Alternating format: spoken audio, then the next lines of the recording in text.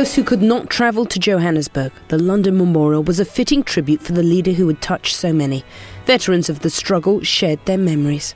At this moment he paused, a long pause, in which one could hear a pin drop in the court, and then looked squarely at the judge and finished.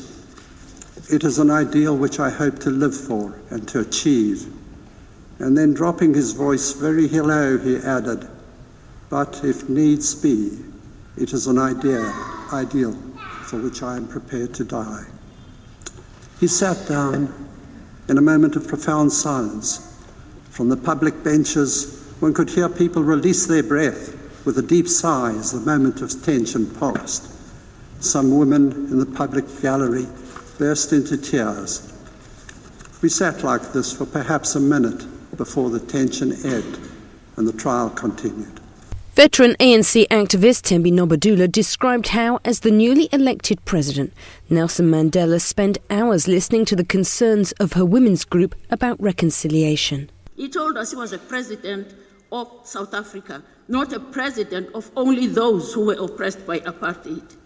He told us that he had to liberate everybody in South Africa, otherwise his job would not have been done if he didn't. He said the architects of South Africa, of apartheid, are the very people that should be liberated first before anything is done. Because if those were not liberated, then South Africa would not be free.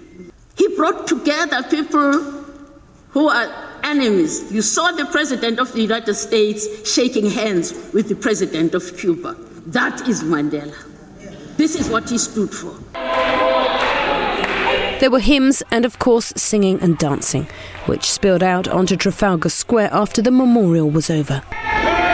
Those present lingered, many old friends, in a struggle that produced camaraderie across two countries. There's always been a sort of special interest in this country about what happens in South Africa. And there's a feeling that they want to see South Africa do well. Just as in Johannesburg, the London Memorial was not only a time for mourning, but a chance to celebrate the life of Madiba, to remember his ideals, and to pledge to continue to work towards them.